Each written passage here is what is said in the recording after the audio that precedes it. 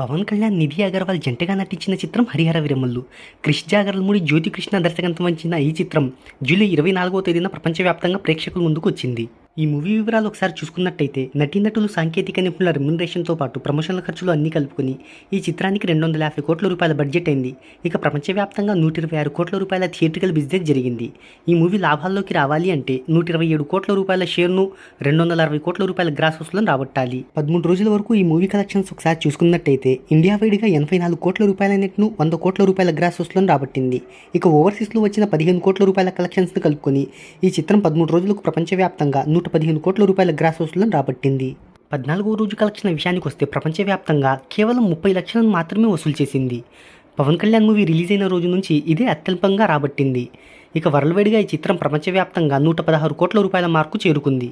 ఈ మూవీ ఇంకా లాభాల్లోకి రావాలి అంటే బాక్సాఫీస్ దగ్గర 57 కోట్ల రూపాయల షేర్ను రాబట్టాలి. ప్రజెంట్ ఉన్న పరిస్థితులు చూస్తుంటే ఈ మూవీ భారీ నష్టాలతో పరుగును ముగించే అవకాశం అయితే ఉంది. మరి చూద్దాం లాంగ్ రన్లో ఎంతవరకు వసూలను రాబడుతుందో.